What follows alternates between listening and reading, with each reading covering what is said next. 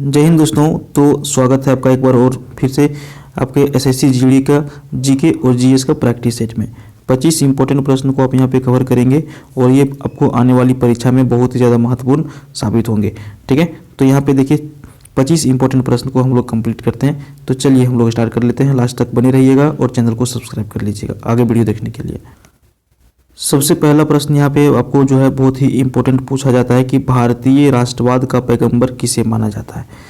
भारतीय राष्ट्रवाद का पैगंबर निम्नलिखित में से किन्हें माना जाता है। सही आंसर आपका होगा राजा राम मोहन राय को भारतीय राष्ट्रवाद का पैगंबर माना जाता है। Correct answer option B. Raja Ram Mohan Roy का जो संबंध है ये वेस्ट बंगाल यानी कि पश्चिम बंगाल से संबंध है।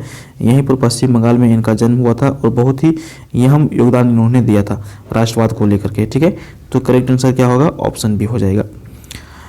नेक्स्ट क्वेश्चन पूछ रहा है कि सिंधु घाटी सभ्यता का पतन नगर कौन सा था। ठीक है, देखिए सिंधु घाटी सभ्यता का पतन नगर था आपका यहाँ पर लोथल। ठीक है, सही आंसर क्या हो जाएगा, लोथल था सिंधु घाटी सभ्यता का पतन नगर। देखिए थोड़ा सा इसमें फैक्ट आप यहाँ पे देख लीजिए कि लोथल जो है ये भगवा या फिर भोगवा दोनों तरह से यहाँ पे लुसेंट में आपको लिखा हुआ मिलता है। तो लोथल जो है भगवा नदी पर, यह अहमदाबाद जिला में स्थित है, भगवा नदी के किनारे पर। और लोथल की खोज 1953 ईस्वी से लेकर के 1956 ईस्वी के बीच में रंगनाथ राव ने किया था। ठीक है, तो ये आप समझ लीजिए लोथल के बारे में थोड़ा सा। तो सिंधु घाटी सभ्यता का पतन नगर कौन सा था, लोथल इसका सही आंसर होगा। ठीक है, नेक्स्ट क्वेश्चन है अब यहाँ पे अध्यात्म ज्ञान के विषय में नचिकेता और यम का संवाद किस उपनिषद से प्राप्त होता है। देखिए एक तरह से ये नाटक है। ठीक है, नचिकेता और यम का संवाद। ठीक है, अध्यात्म ज्ञान के विषय में। तो यहाँ पे जो है उपनिषद से कौन सा उपनिषद से हमें प्राप्त होता है, तो ये है आपका कठोपनिषद से प्राप्त होता है हमें। ठीक है, अध्यात्म ज्ञान के विषय में नचिकेता और यम का संवाद किस उपनिषद में प्राप्त होता है, तो कठोपनिषद में प्राप्त होता है। अगला प्रश्न आपको पूछ रहा है, देखिए बहुत ही इंपॉर्टेंट सवाल है, इसको थोड़ा समझिएगा। ठीक है, देखिए टॉक्सिकोलॉजी। ठीक है, टॉक्सिकोलॉजी किसका अध्ययन कहलाता है। तो यहाँ पे टॉक्सिकोलॉजी में किस चीज़ का अध्ययन होता है, तो ये होता है जहर का अध्ययन। ठीक है, बहुत बार लोग जो है आनंद फानंद में आकर के क्या करते हैं, जरा सा भी किसी तरह की बात होती है तो वो क्या करते हैं, जहर ले लेते हैं। लेकिन इसके बाद इसको कहाँ पे जाना होता है, डॉक्टर के पास जाना होता है। तो ये डॉक्टर नॉर्मल डॉक्टर नहीं होते हैं, वो जो है टॉक्सिकोलॉजी का अध्ययन किए हुए रहते हैं ताकि वो जहर को कैसे काटे, कौन सा मेडिसिन दिया जाए, कैसे यहाँ पे क्या होता है, उसका वो स्टडी किए हुए रहते हैं। तो टॉक्सिकोलॉजी में जहर का अध्ययन होता है। तो समझ गए, ऑप्शन बी यहाँ पर आपका सही हो जाएगा। नेक्स्ट क्वेश्चन है इनमें से किस देश की मुद्रा जो है रुपया नहीं है। चार ऑप्शन है, इंडिया, पाकिस्तान, नेपाल और भूटान। तो चारों देशों में से ओनली एक ऐसा देश है जिसका मुद्रा क्या है, रुपया नहीं है, बाकी 3 देश का है। तो भूटान यहाँ पर आपका बिल्कुल सही हो जाएगा जिसमें रुपया नहीं चलता। बाकी भारत, पाकिस्तान और नेपाल इसमें क्या चलता है, तीनों में आपका रुपया चलता है। ठीक है, रुपया चलता है। चलिए तो करेक्ट आंसर इनमें से किस देश की मुद्रा रुपया नहीं है, भूटान की नहीं है। नेक्स्ट क्वेश्चन है आपका प्रकृति में सबसे सशक्त बल जो है वो कौन सा है। तो प्रकृति का सबसे सशक्त बल होता है नाभिकीय बल। करेक्ट आंसर ऑप्शन सी होगा आपका। 7 नंबर प्रश्न पूछ रहा है जब किसी वस्तु को पृथ्वी से चांद पर ले जाया जाए तो क्या होगा। ठीक है, मान के चलिए कोई एक वस्तु है ABC, आप इसको क्या करते हैं कि पृथ्वी से उठा करके चांद पर ले जाते हैं। तो वहाँ पर यदि आप ले जाइएगा तो उसके ऊपर क्या प्रभाव पड़ेगा, तो इसमें होता क्या है कि भार इसका बदल जाता है। ठीक है, कोई वस्तु अगर यदि आप यहाँ से लेकर चांद पर जाते हैं उसका भार बदल जाता है, परंतु उसका द्रव्यमान जो है बिल्कुल नहीं बदलता, द्रव्यमान आपका बदलता ही नहीं है। ठीक है, तो भार बदल जाएगा परंतु उसका द्रव्यमान उतना ही रहता है अगर यदि किसी वस्तु को हम लोग पृथ्वी से चांद पर ले जाएंगे। तो थोड़ा सा एक्स्ट्रा फैक्ट यहाँ पर आपको हम देखिए दिखा देते हैं। देखिए जब किसी वस्तु को पृथ्वी से चांद पर ले जाया जाए तो भार बदल जाता है परंतु द्रव्यमान उतना ही रहता है। ठीक है, और द्रव्यमान हमेशा क्या होता है, एक समान रहता है, ये कभी चेंज नहीं होता है। कोई भी वस्तु को यदि पृथ्वी से चांद पर लेके जाया जाए तो भार वहाँ पे 1/6 हो जाएगा, यानी कि एक का यहाँ पे क्या होगा 1/6 हो जाएगा, भार में उसका चेंज हो जाता है, जैसा कि अभी प्रश्न में आपने देख लिया। ठीक है, चलिए अगला प्रश्न यहाँ पे देखिए एस्प्रिन का रासायनिक नाम जो है ये क्या होता है। क्या है वर्ड, एस्प्रिन, इसका रासायनिक नाम क्या होता है।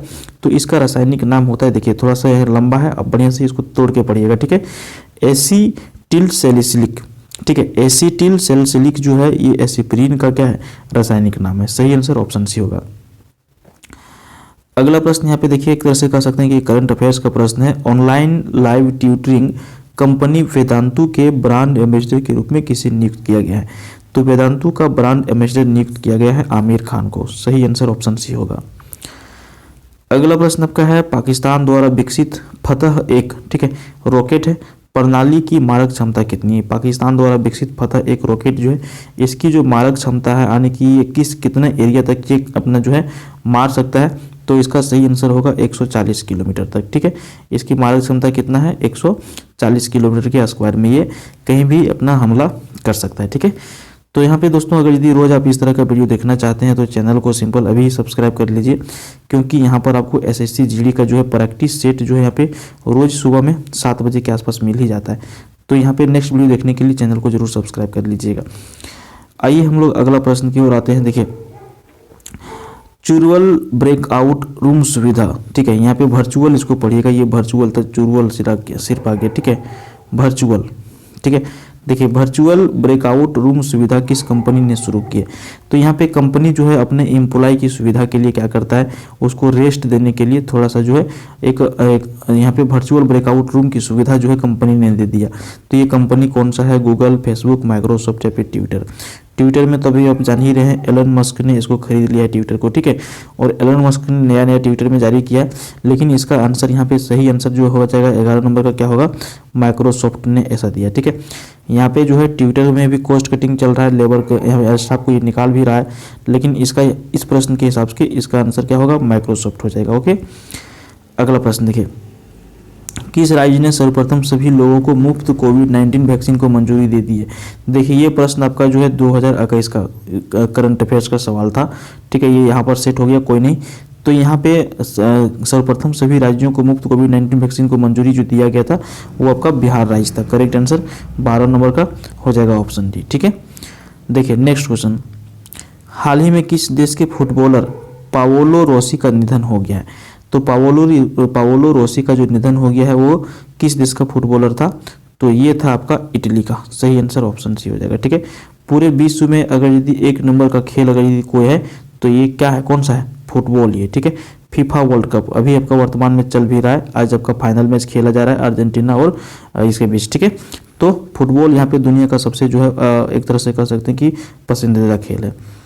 अगला प्रश्न देखिए, अकबर ने दीन ए इलाही किस वर्ष में प्रारंभ किया था? तो अकबर ने दीन ए इलाही जो प्रारंभ किया था 1582 ईस्वी में किया था। अकबर राजगद्दी पर कब बैठा? 1556 ईस्वी में। ये कहाँ पे बैठा? गद्दी पर बैठा, ठीक है, 1556 ईस्वी में। हुमायूं का बेटा था, सॉरी हुमायूं का नहीं। तो यहाँ पे कुल मिला के ये कह सकते हैं कि 1556 में ये जो है अपना गद्दी पर बैठा था। चलिए हटाइए, इसके पूर्वज से भी हम लोगों को लेना देना नहीं है, ठीक है। देखिए 15 नंबर प्रश्न, क्लोरोफार्म सॉल्यूशन में नाइट्रोजन के किस ऑक्साइड का प्रयोग किया जाता है? क्लोरोफार्म सॉल्यूशन में नाइट्रोजन के किस ऑक्साइड का प्रयोग किया जाता है? सही आंसर क्या हो जाएगा? नाइट्रोजन पोटोक्साइड का प्रयोग किया जाता है। किसका? नाइट्रोजन पोटोक्साइड का। सही आंसर ऑप्शन डी होगा। अगला प्रश्न देखिए, ये बहुत ही इंपॉर्टेंट सवाल है, देखिएगा, ये एक तरह से कह सकते हैं कि मोटिवेशन वाला सवाल है, ठीक है। 100% दृष्टिहीन होने के बावजूद भारतीय विदेश सेवा में शामिल होने वाली प्रथम महिला कौन है? 100% ब्लाइंड, ठीक है, 100% ब्लाइंड, दृष्टिहीन, इसके होने के बावजूद भी जो है विदेश सेवा में शामिल होने वाली प्रथम महिला यहाँ पे कौन बन गई है? भारतीय महिला। तो यहाँ पे सही आंसर हो जाएगा बेनो जेफाइन, करेक्ट आंसर, ठीक है। नेक्स्ट क्वेश्चन देखिए, 1975 के स्वर्ण पदक विजेता विश्व कप हॉकी के भारतीय टीम के कप्तान कौन थे? 1975 में जब हॉकी टीम ने स्वर्ण पदक जीता था उस टाइम भारत के जो है कप्तान कौन थे हॉकी टीम के? क्या आंसर हो जाएगा? अजीत पाल सिंह थे, ठीक है। आपको एक प्रश्न पूछा जाता है 1983 में क्रिकेट वर्ल्ड कप जब जीता गया था भारत ने, ठीक है, उस टाइम यहाँ पे जो है कप्तान कौन थे? तो कपिल देव, ठीक है, कौन थे? कपिल देव कप्तान थे क्रिकेट में, ठीक है। और 1975 में स्वर्ण पदक जो जीता था हॉकी टीम ने उसमें अजीत पाल सिंह थे। नेक्स्ट क्वेश्चन देखिए, पहले कॉमनवेल्थ गेम्स कब हुआ था? तो सबसे पहला कॉमनवेल्थ गेम्स जो हुआ था वो हुआ था आपका 1930 में हैमिल्टन में। करेक्ट आंसर ऑप्शन ये हो जाएगा।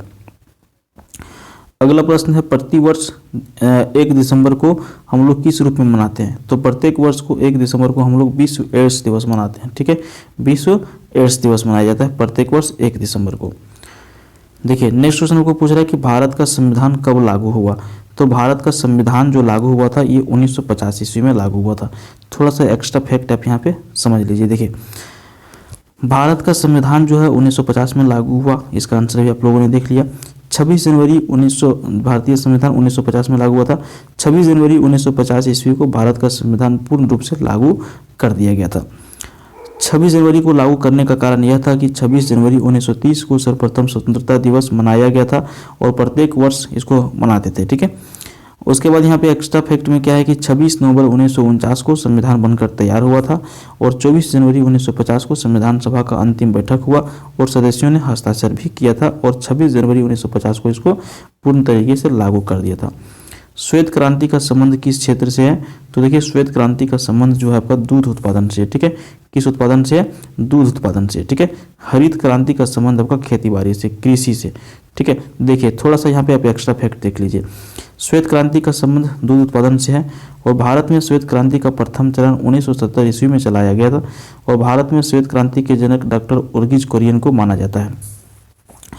श्वेत क्रांति के कारण भारत विश्व का सबसे बड़ा दूध उत्पादक देश भी बन गया है और डेयरी उद्योग अपने तरह की विश्व की सबसे अधिक सदस्यता वाला उद्योग भी हो गया है भारत में। हरित क्रांति का संबंध अनाज उत्पादन से है और पूरे भारत में अगर यदि देखा जाए कि दूध का सबसे अधिक उत्पादन कहाँ पर होता है तो उत्तर प्रदेश में होता है। ठीक है, कहाँ पर होता है? उत्तर प्रदेश में होता है। नेक्स्ट क्वेश्चन देखिए, सर्वाइवल ऑफ द फिटेस्ट कथन किसकी है? ठीक है, सर्वाइवल ऑफ द फिटेस्ट ये जो कथन है ये किसका कथन है?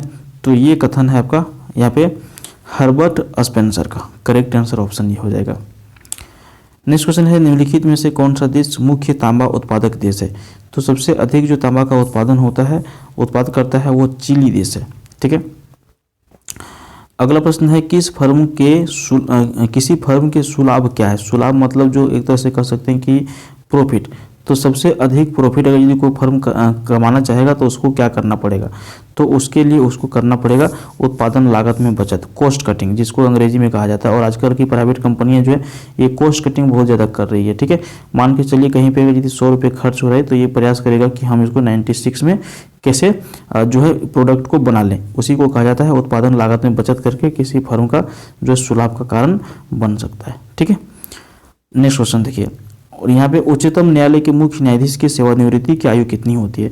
तो उच्चतम न्यायालय यानी कि सुप्रीम कोर्ट, ठीक है, और सुप्रीम कोर्ट की जो न्यायाधीश होते हैं उसकी सेवानिवृत्त होने की जो समय है वो है बी, यहाँ पे 65 वर्ष। ठीक है, कितने वर्ष में रिटायर करेंगे?